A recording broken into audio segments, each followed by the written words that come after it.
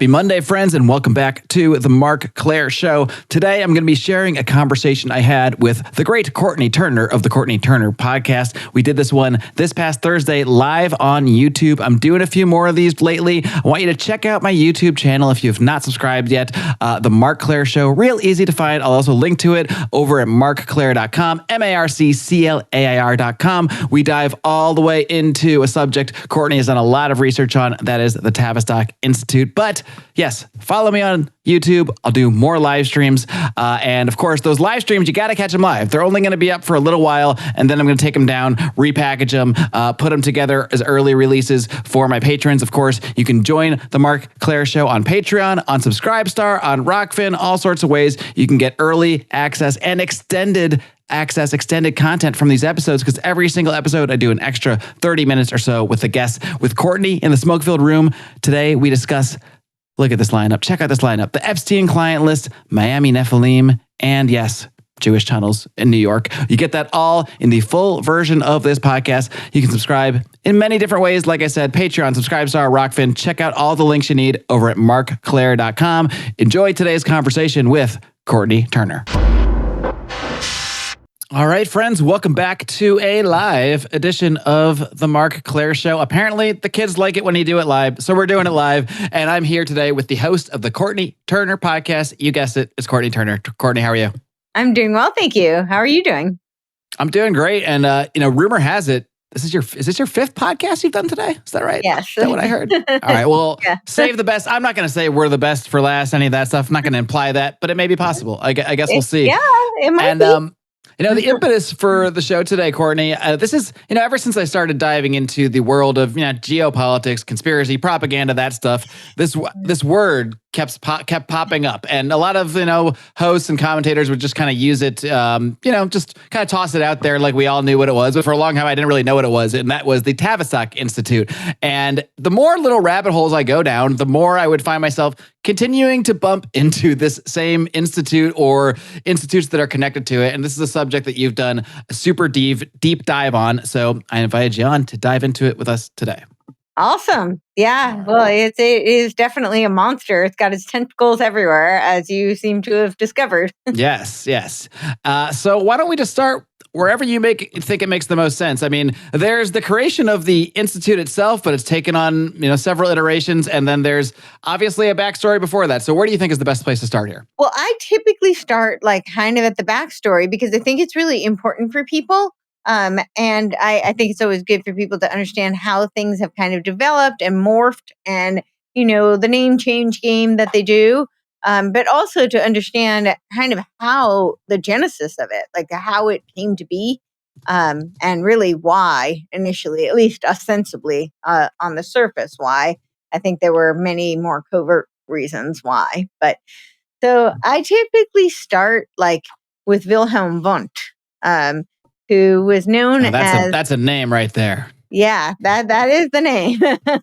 Are you familiar with Wilhelm Wundt? Only from hearing you talk about this. Okay. So I bring him up because he is known as the father of psychology. Now in America, the American father of psychology is William James, who was actually a disciple of Wilhelm Wundt. And Wilhelm Wundt, he himself had no formal education or training, but he trained many people at Leipzig University. And there were names you would probably know, let's see, Pavlov and the guy with the dog. Yes, that would be it. Stanley G. Hall, who was a mentor to John Dewey. And John Dewey was very instrumental in exporting the 3-tier pressure model of education to the United States. We now, have dumbing down the minds of all of us.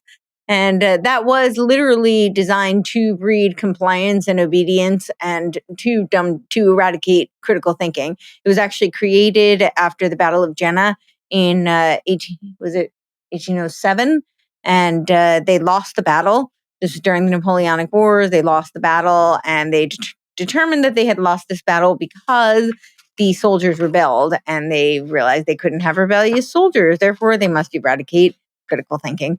And so thus this Prussian model of education was born. And so Dewey was very instrumental in bringing that over. Then what else can I tell you? There were a couple of other interesting connections with. As one of our commentators, now that we're live, we get Chad's. Chad claims he's also responsible for a terrible decimal system. So I don't know if that's the same Dewey or not, but it is. It is the same Dewey. The Dewey Decimal System. That is correct. Well, there you go. Yeah. This is the benefit of being live. We get these little tidbits. We get all sorts of input. Yes. Thank you, Chad. I have a really funny story about that. I was talking about how I used to use the Dewey Decimal System, and my sister didn't believe me. My sister's 6 years younger than me, and she was like, "That's like an archaic thing that it's like ancient times." And I'm like, "You mean the thing that your sister used to write her college thesis?" And she was like, "You did not." She didn't believe me, but I did because I'm older than her. So yeah. So I feel like the kids growing up now without libraries probably aren't going to know the Dewey system quite as much. No, they're probably going to be like, "What on earth are you?" Oh, I guess they still have libraries, but it's probably I feel like they're not there as much. I spent a lot of time in the library when I was a kid. I did too. I spent a ton of time at the library. There probably is a direct correlation between people that spent a higher than average amount of time in the library and how many of those are currently podcasters. That is probably true. Yes. Well, I think our research skills were honed then. So Wilhelm Wundt, he taught people like Pavlov and like Stanley G. Hall, and who was a mentor to Dewey.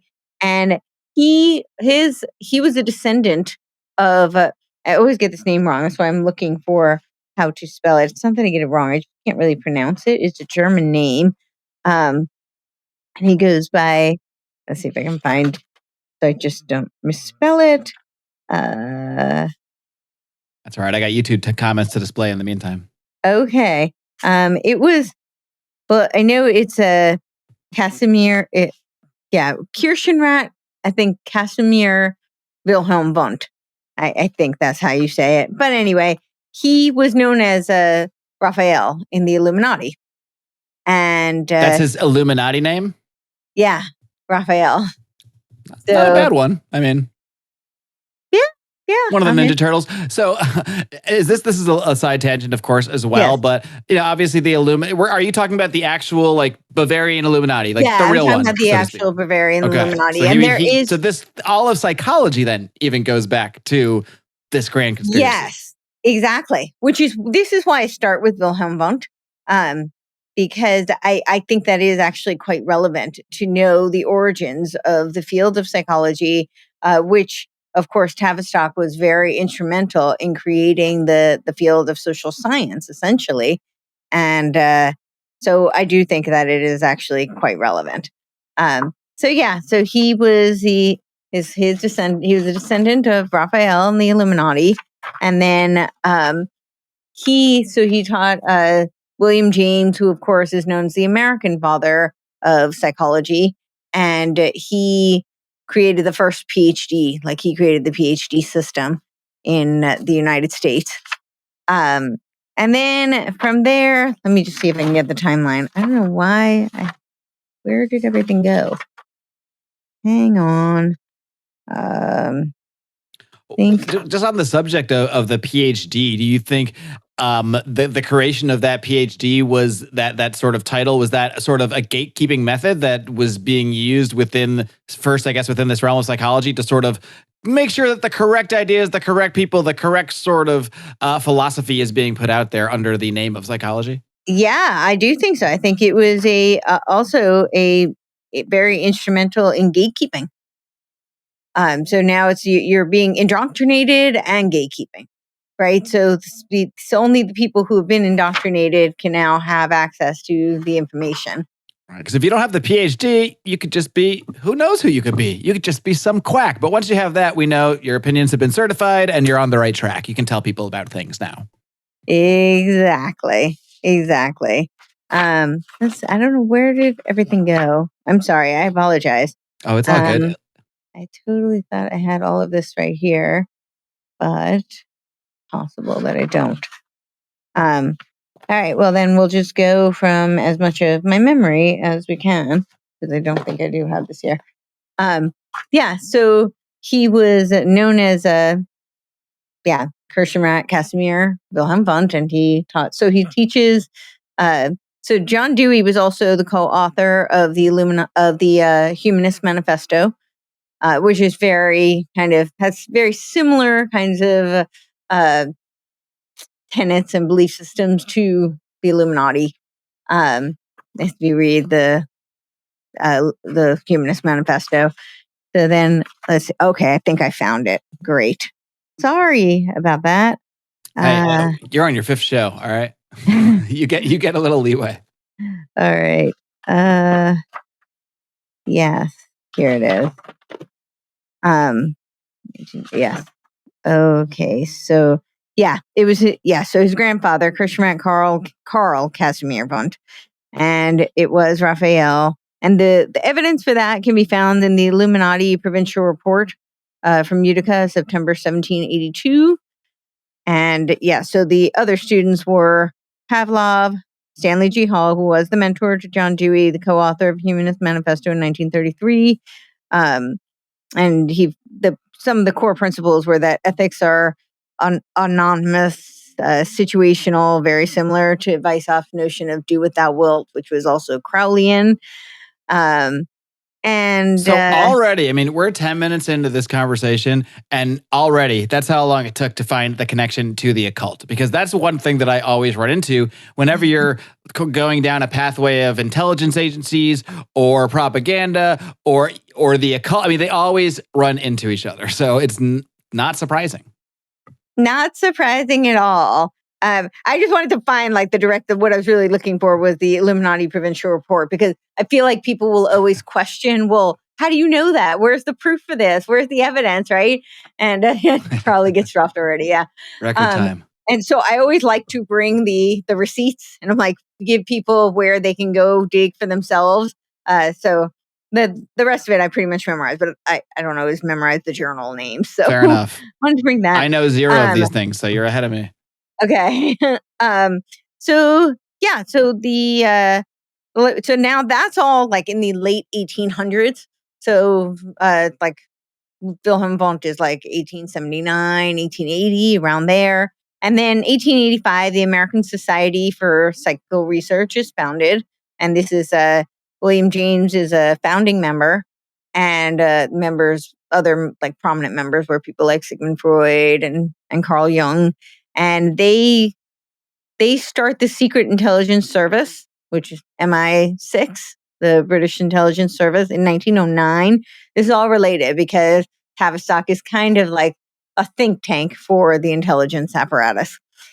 Then we get to, of course, 1886, is late 1800s here. Freud develops what they call the talking cure. This is, of course, just talk therapy, right? This is what we think of as traditional psychology. You go to the therapist, you talk about your problems, and they called it the talking cure. But this was what became this signature kind of cornerstone of the Tavistock method. So then we get to 1909. Oh, sorry. Then we get to around 1912, 1914. This is where the Wellington House. I'm laughing at Chad's comment because eventually, depending on how far we get today, this may happen. So Chad says, please don't ruin James Bond for me. So we'll see. No promises. I apologize. Yes. Well, I will tell you what was ruined for me was that. So one of the I'll get to this, but essentially they created. Masterman was appointed to kind of helm up this committee at Wellington House. And this was in the early 1900s. And so what he did was he got together 25 literary figures of the time to create a lot of propaganda, essentially. It was authors to write poems and, novels and articles to create propaganda to engage in the First World War. So that's most of what it was called the British Propaganda Bureau. They created this propaganda bureau because Germany had a propaganda bureau, and this is what they always do under the guise of defense, right? It's the propaganda arms race, right?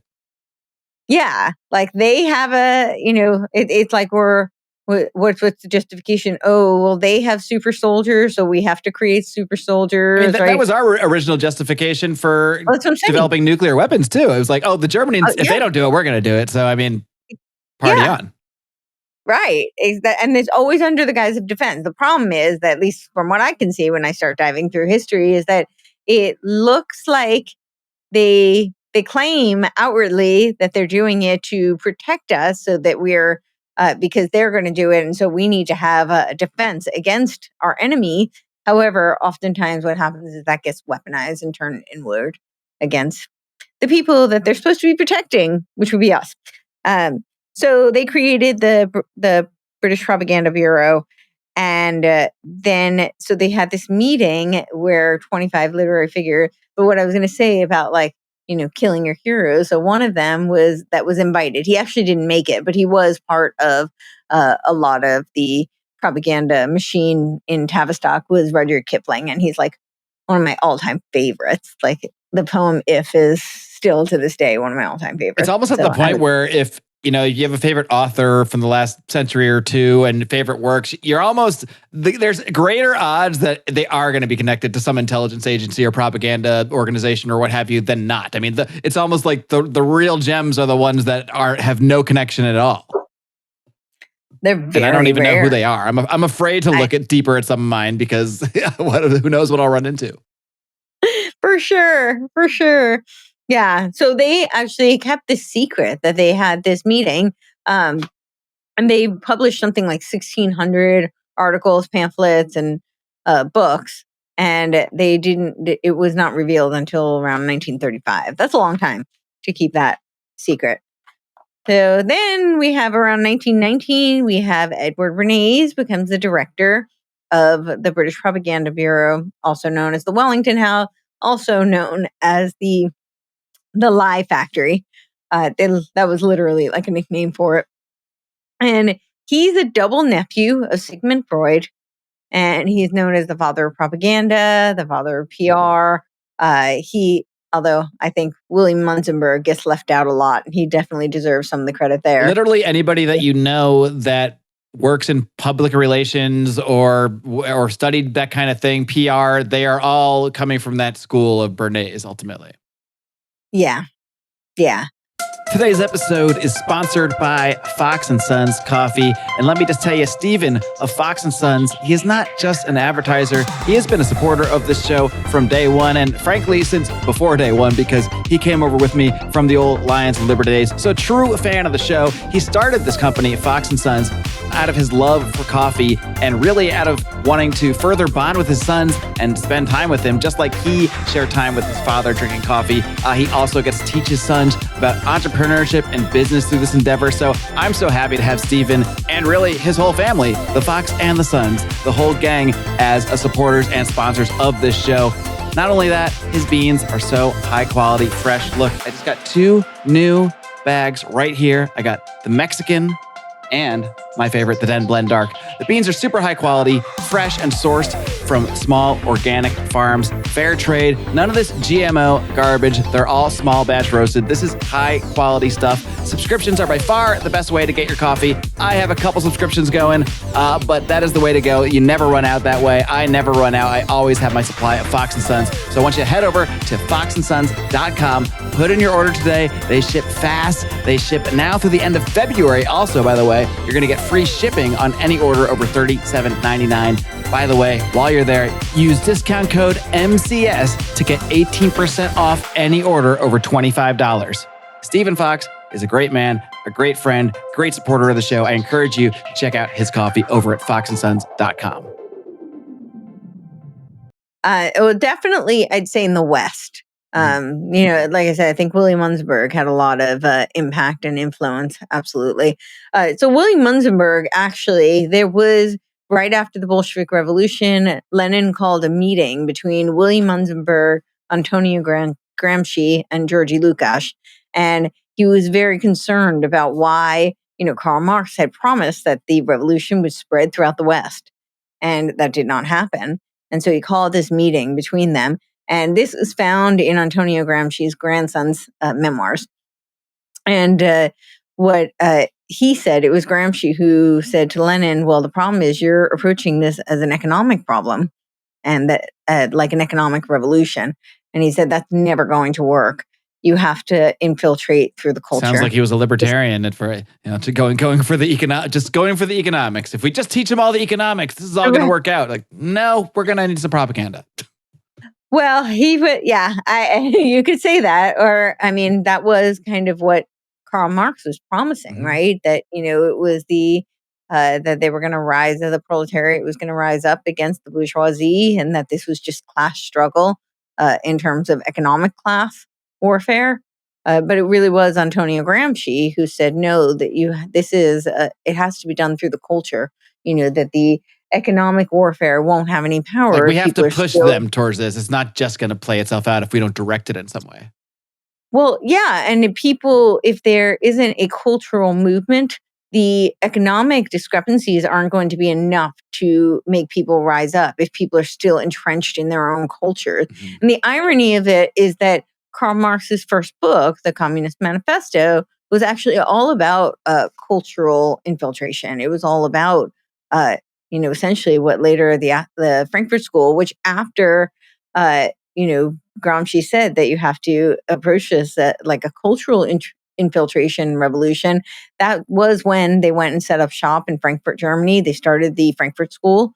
And of course, we know, F-haven to culture, cancel culture, this whole idea of a cultural revolution and, color revolutions really does come from, in part Maoist as well, but the Frankfurt School was very instrumental in a lot of that. So, and that was about 1923. So, yeah. So, and I don't think it's obviously not a coincidence that the increase in all of these sort of methods of propaganda and individuals coming together to create propaganda, it's all happening around the time that the First World War happens and then leading up and all through the Second World War. I don't think that's any coincidence at all. No, it's not. That was the purpose. That was absolutely the purpose. I do want to back up. So Karl Marx, actually, interestingly, I don't know if you're familiar, he has a direct tie to the occult. So I thought of it when I was thinking about, the Communist Manifesto, because he was actually commissioned. So the Illuminati had a couple of offshoots. So they were officially, quote unquote, shut down. And then there was an offshoot. It became the League of the Outlaws. And then from there was another offshoot. It was called the League of the Just, which were kind of like the predecessor to today's social justice warriors. They were League of Just Men. And then from there was the Communist League. And Engels was at the helm of the Communist League. Marx and Engels helmed the League of the Just. And he wrote this manifesto for the Communist League, Engels did. And it was a compilation of essentially Adam Weishaupt's Illuminati manifesto and Clinton Roosevelt, who is related to President Roosevelt. He was a cousin. Yep. Clinton Roosevelt's book, it was The Science of Government, founded on natural law. And it was kind of a hybrid of those two. So they have been accused of plagiarizing, but they were commissioned to do it. And then Marx's name, it wasn't even initially on it at first. They did a whole publicity campaign for him, had him, commissioned him to write several articles on related topics. And then a few years later, they added Karl Marx's name to it. So, yeah. Was there a reason? Do you know that they wanted to build up like the mythology of Karl Marx? Like, why? Do you know why was he sort of inserted as the face of this afterwards? I don't know too much, except that he was he was a good figurehead for all of this. So I don't know essentially why they wanted to prop him up. I don't know enough about his family history. I should dive into that, actually. Could just be that beard. It's very commanding. No, I think it was his family background that he was, he had ties, but I just don't know enough to know. I do know he was a self-avowed Satanist. He used to write odes to Satan.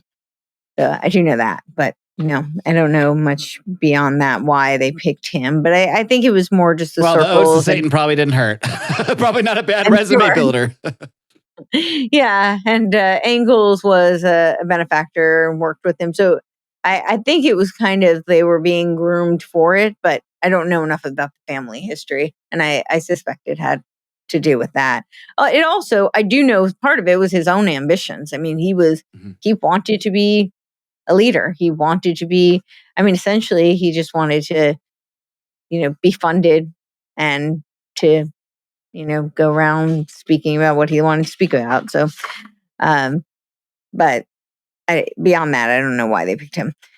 So it was created for the purposes of the whole purpose of the Wellington House, the Propaganda Bureau, was to create propaganda to engage the American populace and the British to engage in the First World War on the side of the Brits. And this was a challenge in the United States because Wilson actually ran on the campaign that he would not engage in the First World War. And it's almost a red flag nowadays. If a president engage, if you run on not wanting to engage in war, like there might just be a war when that guy jumps into power. Yeah, pretty much. Yeah. So they set up what was called the Creel Commission, and they had Bernays and Lippmann as Walter Lippmann, who was a journalist he started like the Daily Mail, and they had him helm up this Creel Commission under George Creel, who was an interesting character. He later went into film. He started a bunch of propaganda campaigns, but at this time, this was to advise Wilson. And one of the things they did was weaponize the term isolationist. And we saw this, later, under several presidents, but definitely under Ron Paul most recently. Yeah. Ties right into the old doc himself. Exactly. So that was a huge tactic because, they recognized that America they were very resistant to engaging in the war and to supporting the war at all. And so that was the purpose of this British Propaganda Bureau at the Wellington House. It was to engage in World War I and to get the public to support it and on the side of the British. So, of course, Bernays is the double nephew of Sigmund Freud. What is a double nephew, by the way? So on both sides. Oh. Yeah, so like mother and father's side of the family. There's some weird stuff going on there. I guess. And then probably also not a coincidence. I don't think so. And then his nephew is the founder of today's modern propaganda machine known as Netflix. And his name is Mark Randolph Bernays. And was he one of the initial founders? Like even from the beginning? Because when Netflix first started, it was just like, we mail you DVDs, and I was like, this is awesome. I don't got to go to the store. This is fantastic. But now it produces clearly like its own propaganda. So it just makes me wonder, like, long-term strategy here. Like, first we'll just mail them DVDs, and then eventually they'll trust us, and we'll just start making our own stuff. Yeah, things do evolve. You can't like always say that it's long-term foresight, but the founders of Tavistock were Fabian socialists, and the Fabian socialists are, their whole model is a plan of incrementalism. Yeah, it's incrementalism. So their coat of arms is the wolf in sheep's clothing.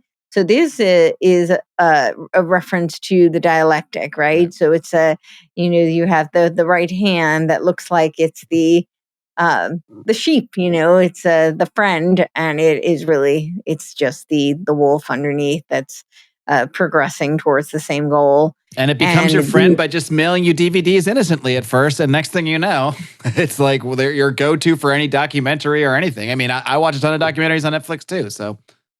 Yeah, there you go. Exactly. And then but their mascot is the tortoise, which is after the model of incrementalism. It's really on the nose. It's like, we are taking our time, clearly. Exactly. Yeah. So so that was the Creel Commission and their machine. Yeah, so they to sway and they weaponized the term isolationist, and that was then in 1928. Bernays said, those who manipulate this unseen mechanism of society constitute an invisible government, which is the true ruling power of our country. So that was their plan. That was the agenda. I also want to read John Rawling Rees, who was one of the founders of the Tavistock Institute, or not founders, one of the original directors. And I have two quotes by him. The Tavistock method, which induces control stress via what he calls psychologically controlled environment in order to make people give up their firmly held beliefs under peer pressure. And then here's the other one that I think is so instrumental. Okay, so he says, if we are to infiltrate the professional and social activities of other people, I think we must imitate the totalitarians and organize some kind of fifth column activity. If better ideas on mental health are to progress and spread, we as the salesmen must lose our identity. Let us all, therefore, be very secretly fifth columnists. And this was in the Mental Health Journal, Volume 1, Number 4, October 1940. He was one of the early directors when it became the Tavistock Medical Clinic. It's funny because if you go to Wikipedia and look up Tavistock, all the stuff that you bring up there, I mean, they don't lay it out the way you are, obviously, but it's all briefly mentioned as conspiracies around Tavistock include, and then it's everything everything you would think. Is it really? But all they really say is conspiracies include. They don't really say why they're just conspiracies. They bring up John Coleman to call him a conspiracy theorist. He's done a lot of writing about Tavistock, but it's very obviously, as you can imagine, it's Wikipedia. It doesn't really go deep on this stuff. That is funny. Well, John Coleman did. He wrote the book, and that is now actually, I'm sure they've revised it and edited it. But I did finally get a hard copy because they finally sold it for, I think it was like $30 versus $5,000. Because I had the printout somewhere. Like I actually printed out the PDF because I wasn't going to spend $5,000 on the book. But now I think Amazon is selling it for a reasonable price, and I did get the cheap copy. I'm just going to read this one little section from Wikipedia. And it's funny because they cite here, it says, the Tavistock Institute is associated with conspiracy theories, the most common of which associated with the Beatles and the Rolling Stones. We'll get there. 2 books focusing on this it lists a couple of these books by John Coleman, Daniel Esselin. And then it's funny because in their defense, they cite the Rough Guide to Conspiracy Theories, whatever that is. It sounds like an establishment. Here's why things aren't really conspiracies book to me. Notes that the Tavistock Institute has been named by some conspiracy theorists as having a part in the most extravagant anti-Illuminati conspiracy theory ever of John Coleman, known as the Aquarian Conspiracy. But they just dismiss it as a conspiracy. There's no real, that's it. Right. That's the whole section pretty much. I mean, there's direct evidence. You just have to look at the document, the Changing Images of Man, which was a Tavistock and a Stanford Research Institute operation. And that was all about the age of Aquarius and how we're going to change the images of man. It all leads back to Satan. Pretty much. Excellent YouTube comment. Yeah, all right, there you go. Pretty much. And I have that document as well. But that is all about how we have to change, look, just the title, the changing images of man into the age of Aquarius. And that's not a theory. So that's interesting. What I was going to say is that I've read Coleman's book. That was my introduction to Tavistock. I read Esselin's book. There's a lot of overlap. Esselin does a lot of quoting of Coleman. Coleman doesn't have any sources that he cites. It's mostly just his sources because he's a former MI6. Mm-hmm. And, my defense of that, I know people are very critical of him for that reason. My defense of that is that a lot of times when people have access to secret libraries, typically if they get clearance because they are former intelligence or, they've been able to get clearance for whatever reason, you can't just walk into a lot of these libraries. Like you have to get clearance to go in. But when you do, you can take notes. You can't take pictures. You can't take anything with you. So that where he got his information about Tavistock, because he had access to these like MI6 secret libraries that only people with certain clearance can get into? Partially, and then partially sources, like people he knows that he obviously can't be naming.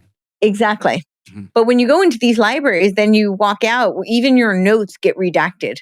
They go through your notes and then they'll redact. They just take that black marker. Yep. So I know like people have been very critical, and I've had a lot of these conversations. Like, I don't trust Coleman at all. And that's fair. That's valid. I'm not telling you to. But in his defense, I think that's the reason why he doesn't have tons of sources. But all this to say that as much as, I really did like his work, and that was my introduction to Tavistock, most of the research that I've done is from Tavistock itself. Right. So I think it's, it's comical that they're saying you don't that need the theories. You can just read their own stuff. Yeah, I'm like, they tell you. I mean, I'm reading John Rollin Reese's quotes. I'm reading Bernays quotes. Right. Like, this isn't like, this is some theory. This is like from the horse's mouth. It's what they've said. I mean, I read these documents like the Tavistock approach to understanding what happens in organization. This is like the beginning of, you can download it from their website as a PDF. Exactly. This is the genesis of all these public-private partnerships that we are seeing today. In fact, there was a direct quote about that. I'm going to paraphrase it, but essentially saying that we have to merge, the corporations with the governments and to create this kind of new type of government and how they're going to do it. And they did it all through the creation of organizational psychology and group psychology. Group dynamic research is how we got to these, conglomerate corporations that are essentially quasi-governments, international, supranational entities today.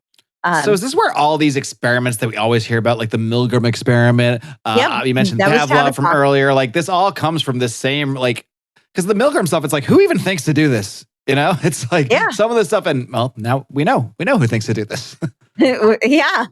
So one of the, when I was talking about the Fabian socialists, the reason I brought that up is most of the, origins of Tavistock do come from the Fabian socialists. That a lot of the funding and the founders, Milner was one of the original backers, even back in Wellington House days, Lord Northcliffe and Rothmere, Rothschilds, Rockefeller.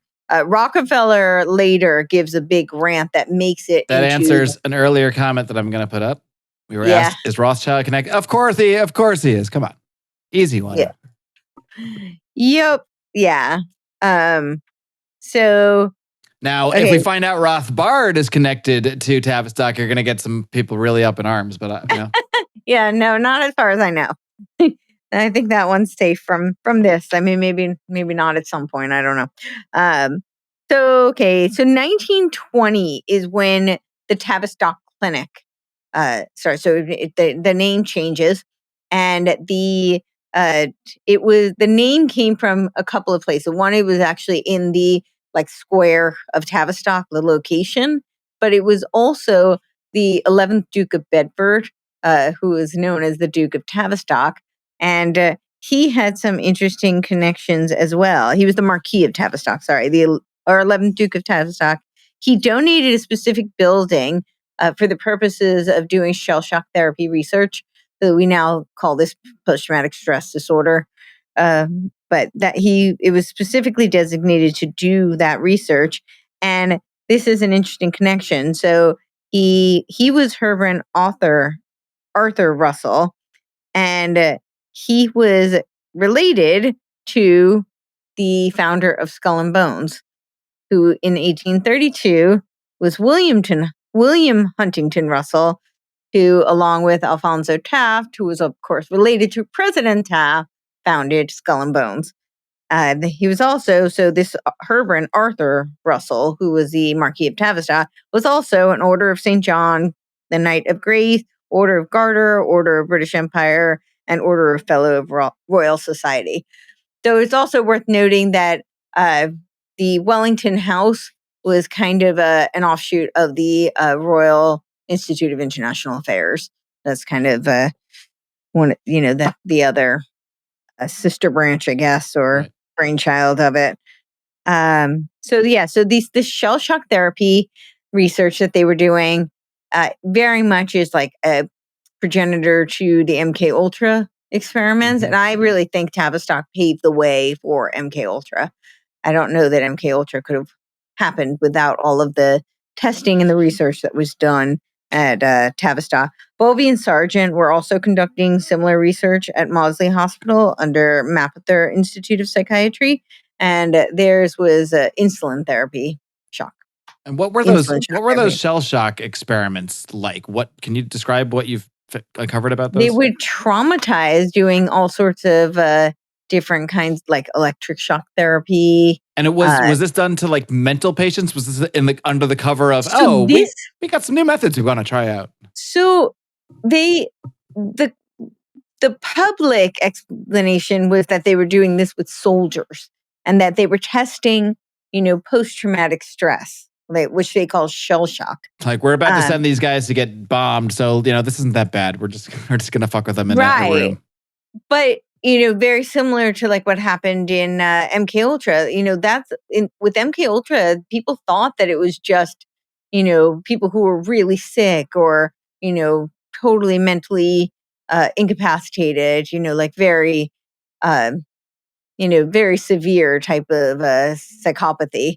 But the reality was, and I know this from talking to some people or to some people's children firsthand, that it would be things like, not always. I mean, some of those cases may have been, it might be true, but there were people who had like a headache and would go in and then they would conduct these horrific experiments on them. Like that was enough to drink this tea with acid in it and we'll torture him. We'll psychologically torture you. That might help. Or an Advil. I don't know. Either one. Excedrin. I don't know. Get some sleep. There's a long list of things I think I'd try for a headache before psychological torture, but that's just me. That's just me. But yeah, but it was under the guise of experimenting with soldiers that they were trying to help the soldiers. That was, the public front. So then 1933, Kurt Lewin immigrates to the United States, and he was a puppet of Cecile. Cyril Burt works for the Tavistock Clinic, and he was trained by William McDougall, and who was a part of the Society for Psychical Research, which was founded all the way back in 1882 by the Cecile, who were a part of the Hermetic Order of the Golden Dawn. So we have all of these occult ties again. There's also Order of Secret Service of propagandists who use an image of the spiritualist, the spiritualist occultics or skeptics as cover. Everyone's in an order of something. Yes. Makes me feel really lame. I'm in no orders of anything. I am not either. I'm very left start out. The Order of Podcasters. That's what we're going to start. Should we start that? It just started. The Royal Order of Podcasters begins today. The Royal Order of Podcasters, right. Yeah. So they were part of all sorts of orders, and then also I could list. It's a pretty long order of societies, but this one is worth noting: the British Eugenics Society and president of Mensa. So Mensa, I don't know if they still do, but up until really recently, they actually had a page specifically designated on their website for eugenics. That was actually the purpose of Mensa. So there's positive eugenics, there's negative eugenics. So of course, the notion of positive eugenics is this idea that certain people should breed with each other to propagate the types of genes that they'd like to see. Wait, is Mensa just a dating site? Is that what this is now? Are they just trying to find the smart people and then hook them up? Well, I don't think that's quite. I'm probably oversimplifying, but yeah, but get them in the same area, get them in the same region. Say, all right, we found the smart people, and the smart people. I imagine the smart people, however you might want to say it, are probably both. Well, I would think are both better at crafting propaganda and also better at following it in some ways, depending on your perspective. Yeah, they're more indoctrinated typically. Right. Yes, that is accurate. Do you know if they have if the invention of the IQ test itself is involved in this whole thing? Yeah. Right. Okay. Yeah. Well, it was part of the social scientists, and it come out of Tavistock. So there's the Stanford Binet, and then there's the Weiss. So there are different types of tests. The ancients would say people were possessed, but these occult people say. I don't know if there's a rest of a comment chat. That's why I put it up. I was like, maybe I'll see the rest, so I put it up. Right, we eagerly await part 2 of that comment chat. Oh, yeah. No worries. But yeah, it was part of, because so the negative eugenics is the idea of, the useless eater. And so that's also interesting too. The Tavistock Institute, back even from the early days, like the Wellington House, was very influenced by Spangler's work. And I'm going to mispronounce her name, but it's Coria Moylan Walsh. And Walsh she wrote her book, I think it was 1917, and Spangler was 1918. And Walsh was very much like one of the early Malthusians. That was the whole premise of her book. It's a live show, people. I'm going to hit my microphone sometimes. It happens to me all the time. So it's very much predicated on those types of principles. And Spangler, of course, wrote the whole book on the decline of the West. And that seems to be very much what they were engaged in doing. So then what do we have next? We have 1943. We have Tavistock Group formed, controlled by Russell, Cecile, Ford, Parson, Carnegie Mellon, Spencer families. And Tavistock Group had lots of offshoots. So I couldn't keep track of all of them. I've tried like doing research on Tavistock Group so many times, and there's just tons and tons of like offshoots. Someone needs to make just a giant infographic at just Tavistock alone. I know Tavistock is in a lot of infographics I've seen, but it can probably justify its own with all its little offshoots. You could, and I'm probably not going to find it now for whatever reason, but there was a quote from, I found it right here. It was at the Tavistock Group, medical school, 1961. So it's a little bit later, but this is the famous Huxley quote. He says, people will in fact have their liberties taken away from them, but will rather enjoy it because they will be distracted from any desire to rebel by propaganda or brainwashing or pharmacological enhanced methods. It's you'll own nothing and you'll never be happier. Exactly. It's the earlier iteration. I mean, it's almost the exact same thing. Yeah. No, this is totally not new. And Tavistock was very instrumental in not just crafting those ideas and promulgating them, but also in doing the beta test to see how they would work. So I think that was really kind of the core of what they did. They were doing all of these testing on people so they could essentially induce trauma-based mind control. Eventually, ultimately on us, on the masses. You try it out right. You try it out with some soldier or what have you, and then you extrapolate that to a group setting, and then at some point the group setting becomes Netflix. It becomes all of the propaganda that we see. Yeah, that's exactly right. They start with these, like you said, the soldiers. Like the same thing happened with MK Ultra. It was like they do these testing on these individuals, and then what do we see? So many of those same tactics then got weaponized across the masses for the purposes of mass scale trauma-based mind control.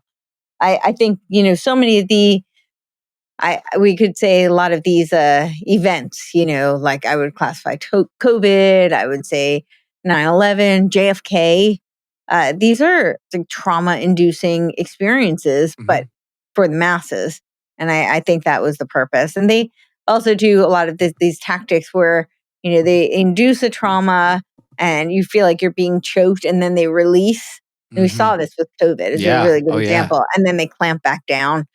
This is part of their strategy. This is why, and people call me black-pilled and whatnot, but I try to tell people, whatever you were doing in response to COVID to improve your life and improve your situation so that you're not subject to the things that are going to happen, don't stop doing that just because you think it wound down or you think that it's, whatever those things may be, and that's its own show and or own 20 hours of conversation, but don't stop just because it feels like there's a little less pressure right now. This is the strategy. This is part of it. It's exactly right. That's exactly right. So then we have, I guess we're going to the 1940s and let's see, what did we have in 1940? It was around 1946, 1947, where the Rockefellers give a big grant. Then they transition, they become the Tavistock Institute of Human Relations. So they became Tavistock Clinic from the Wellington House, British Propaganda Bureau, and it was known as British Propaganda Bureau, also known as the Lie Factory. And then, so at the Wellington House, and then they go to Tavistock Clinic. Man, I wish they stuck with Lie Factory. That was such good branding. I mean, Very Right? it encompasses, there's no question what's going on here. Now we wouldn't have to do these multi-hour shows explaining this stuff if they just called it Lie Factory, we'd be done. I mean, just say what it is. Although I feel like they were a little bit more truthful back then than they are now. Like Edward Bernays would say, because part of what came out of Tavistock were techniques like polling.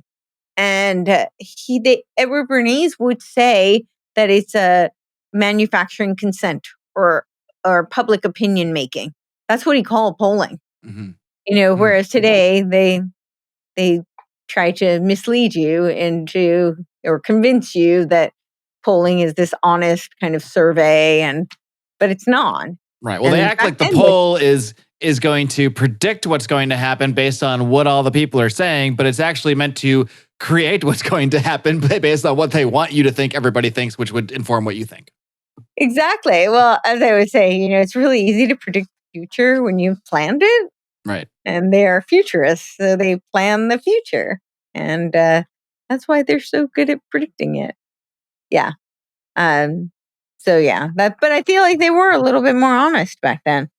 So then they had a couple. So they've got several that, as you were noticing, they have so many different offshoots and so many different tentacles. So there's Tavistock Clinic, and then there was the Tavistock medical psychology. That was in 1930. They have all these different names. And they were really trying to establish themselves as like being very science-based and having some sort of a medical kind of component. And they weren't. I mean, this is the genesis of social science, which is not a hard science. It is not I would argue it's not really a science. The term science is kind of part of the propaganda there. It's like, let's put the word science on all this stuff. And then suddenly it's, look, we're basically just doctors, we're just in a lab, with our beakers and we're figuring stuff out. That's perfectly innocent. Right. And this is, I've gotten a lot of pushback because when I say things, sometimes, people say, you're just like, discrediting the entire field of social science, psychology. Well, and that's not my, right. That's not my intention. I mean, I recognize most people who go into this field are good, decent people who want to help others. And many, in fact, have done tremendous good and have helped tons of people. However, that doesn't negate the fact that a lot of the people who are involved in the creation of the field, we see definitely had occult ties. They did really perceive themselves to be wizards. I mean, people like even Jung and Carl and Freud and these early psychologists were very infatuated with mystical and hermetic principles. I mean, Carl Jung especially. I mean, he when I saw his association with Tavistock, I was just like, oh yeah, of course, of course. And Carl Jung, I mean, look, Carl Jung is very revered, I think, in a lot of circles. I mean, there's the Jordan Peterson, Carl Jung sort of connection, interpretations and whatnot. But man, I mean, if you're looking for occult connections, go no further than Carl Jung. I mean, they're galore. I mean, to the extent he was practicing and engaging in like Kundalini yoga, trying to, make the spirit rise and all this stuff. Yeah. And he was also a double agent. His number was 488 and he was a double agent for the SS and the OSS.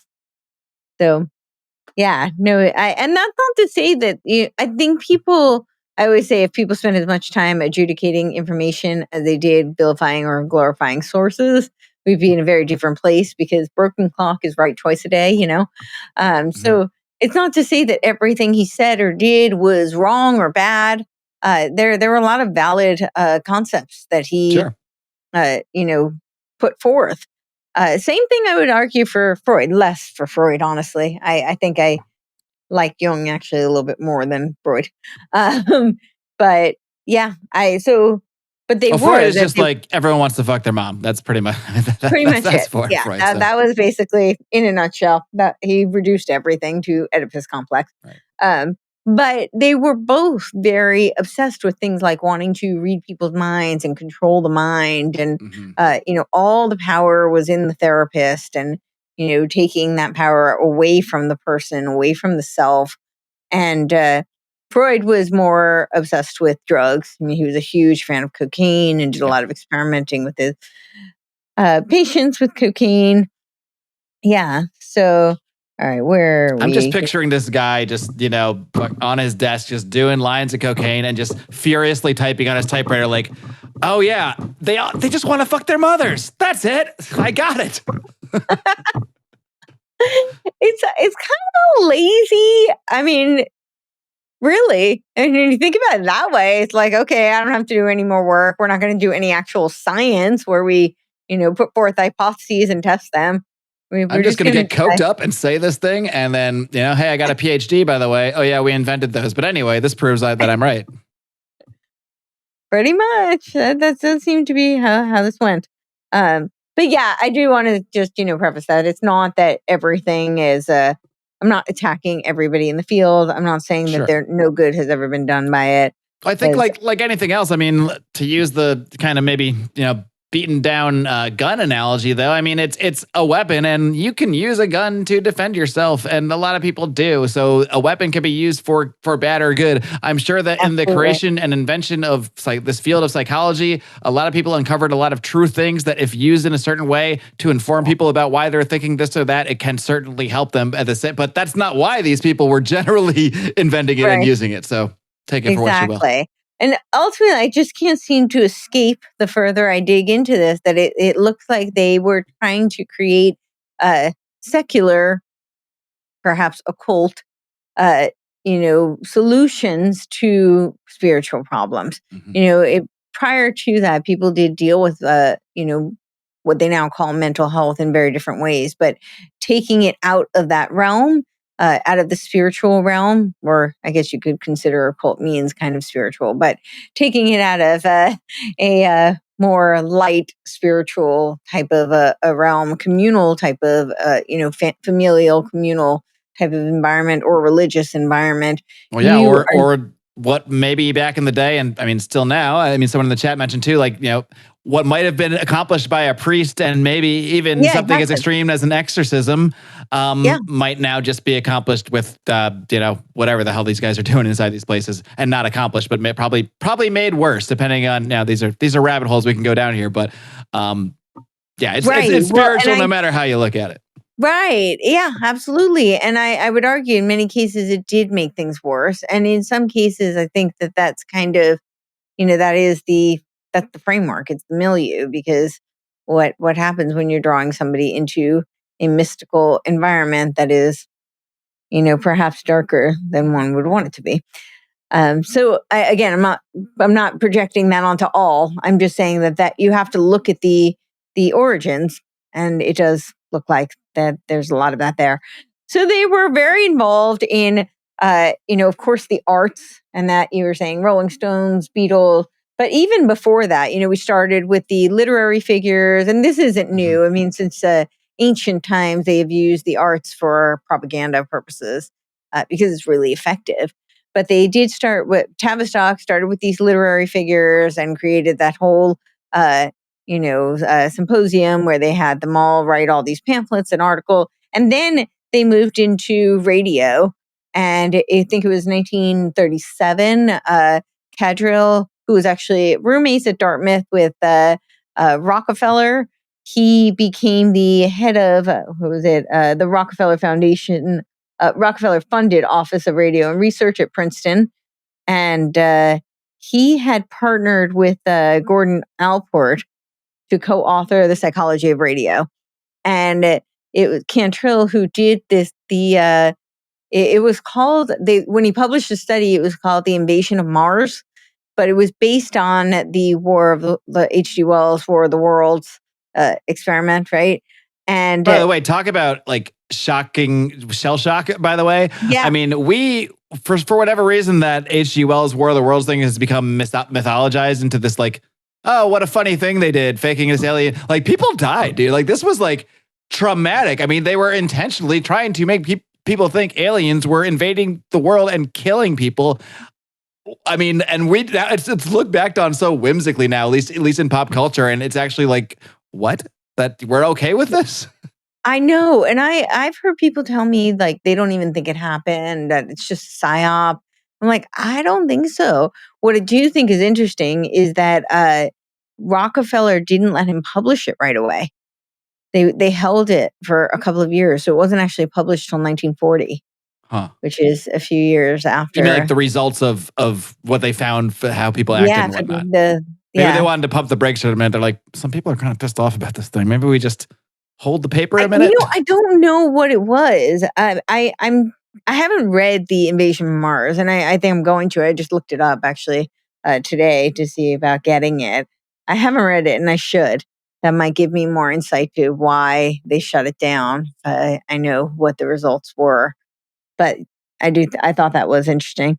They, of course, then move into, so before that, I had mentioned Creel, right? George Creel, and he moved into the film industry. He created a lot of propaganda for what's it called?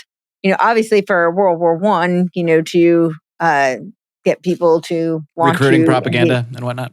Yeah. And then but then for World War II, I was blank on what the name of this campaign was, but he was involved in a lot of the like picture campaign, like the Uncle Sam, We Want You. Right. Yeah. Yeah. And he created a whole film commission and pictorial commission. Oh, it's called Beat the Promise. That's what it was called.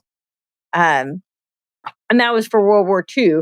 So they, of course, the Tavistock did this radio, psychology of radio, and then they moved into psychology of television not too long after. That was I'm trying to find what year that was, but that was a Tavistock. So after the radio, they had to experiment and see how television would do. We don't really need to, we know they do this with film, obviously.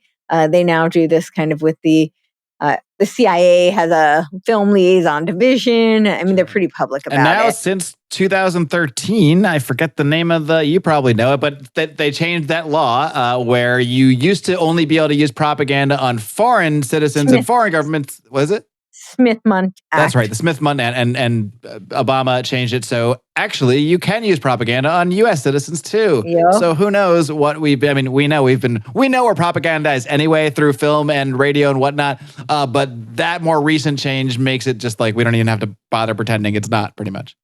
Exactly. Yeah.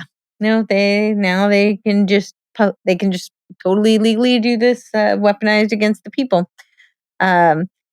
Yeah, so what was it? Max was one of the Rockefeller financiers, and he assured the social science will concern themselves with the rationalization of social control, the control of human behavior.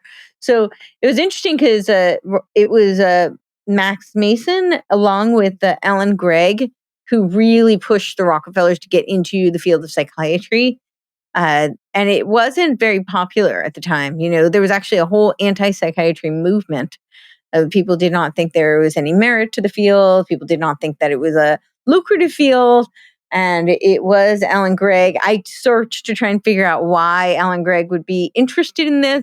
It turns out that Alan Gregg's mentor was Abraham Flexner. Abraham Flexner was, of course, of the Flexner brothers, who was commissioned by the Rockefellers in 1910 to create the report presented to Congress that would bring about the advent of allopathic medicine to discredit and defund any naturopathic, holistic, and homeopathic medicines. So this is when that turnover where all of the schools would only be funded if they had some sort of pharmaceutical component, and there would be no licensure without a pharmaceutical or pharmacological component. So if the solution doesn't include here's these drugs, then you're out of the club. Basically, yeah. So it was Alan Gregg who really, really pushed for them to get into psychiatry, which was very instrumental for Tavistock because that became, kind of the when they moved into the Tavistock Medical Clinic and the Tavistock Medical Psychology arm, and of course the Tavistock Institute of Human Relations. They were conducting all of these psychiatric experiments, and this becomes later when we have all of these drug experiments, like the LSD. Of course, the Grateful Dead. The producer for the Grateful Dead was Alan Trist, right? He was the son of Eric Trist, who was one of the psychiatrists who was the forerunner for Tavistock Institute of Human Relations. And now here's the part where we start to ruin some people's favorites, I think. Sorry. I was never much of a Dead guy, so I'm fine. But I actually went to a Dead concert Really? 6 months. Yeah, 6 months before Jerry Garcia died. Wow. Yeah, it was one of the last ones at Madison Square Garden. So it was pretty fun. Is that? I'm just curious. It's just like a side tangent. As I'm sure as you learn more about propaganda and do all this research that you probably just continue to run into things that you've loved or were a fan of, or music. And I try to like ride the line as much as I can. I try to sort of still enjoy my normie life and not be tainted too much by the stuff I find. But I'm curious what all that does it affect your enjoyment of things like music that you later realized was created just to propagandize you?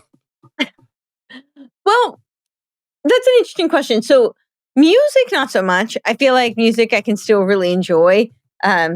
Yeah, I had a friend ask when I went to their house, and I was like, he was asking what kind of music I like to listen to, and I said, like, pretty much, CIA music. Right. Like, isn't that all music? They do great stuff. Like, yeah, that's why it's effective, because it's good. I think the one that hit me the most personally was when finding out the Doors stuff. I mean, and there's a huge ties in there to Aldous Huxley and I guess Doors of Perception. Yeah. And then Jim Morrison's dad was like part of the Vietnam. Yeah. I mean, there's just a lot there. It's like, oh, not Jim Morrison. He seemed, but in the Oliver Stone movie, none of this was mentioned. You're like, wait, they left all that out. Right. Yeah, the whole Laurel Canyon connection. Yeah.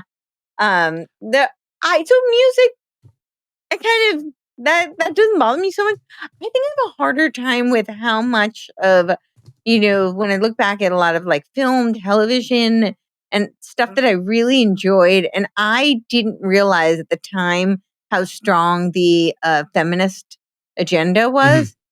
And I had never thought I was a feminist, but when I look back at like most of the shows that I was really, huge fan of, things like Buffy the Vampire Slayer, like I thought that they should have cast me. I mean, I didn't audition, but they should have found me because it was a role made for me. Yeah. Like Sex and the City.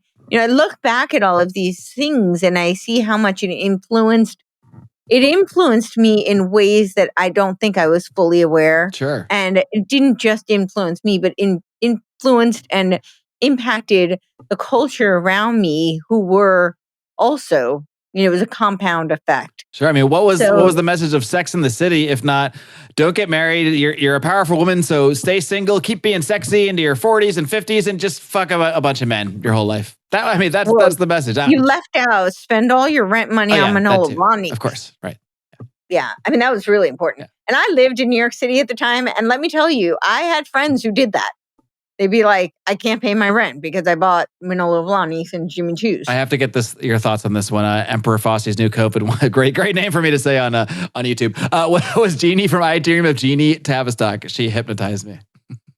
I don't know. I just assume everything is at this point. I mean, yeah, I know, if it's not one hop away, it's 3 or 4 or 7 or 9, but probably. Yeah, well, I mean, what's a genie if not a demon in a bottle, right? Right. I don't know if it directly was, but I think the messaging is very much aligned with the messaging of Tavistock. I would say that. Mm-hmm. Yeah.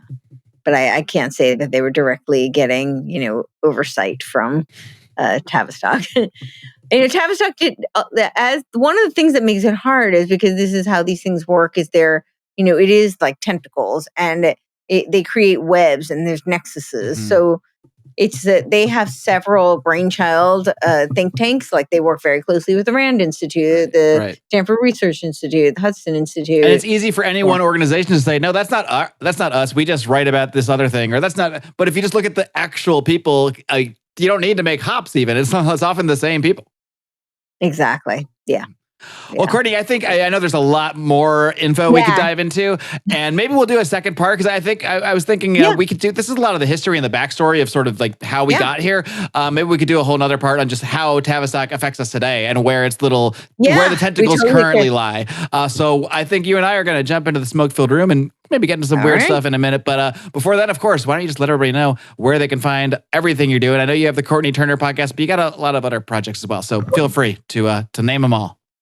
All right. Well, CourtenayTurner.com, probably the best place to find all things that I'm working on. And I spell my name like Courtenay. So it's CourtenayTurner.com.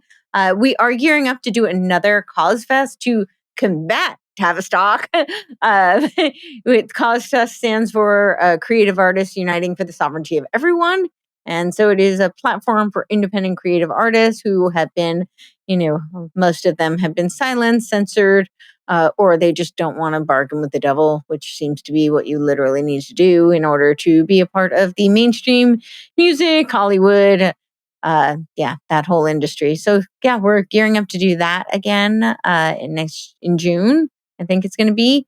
And I have several kind of like offshoot shows, but the main one is Courtenay Turner Podcast, and you can find all my stuff on my channel. So All right, Courtenay Turner. Well, it's always fun talking to you. And if I need deep dive research on something like this, you're the one that's coming to mind. So thank you so much for coming on, and we'll circle back to this topic. In the meantime, I'll see you in the smoke-filled room.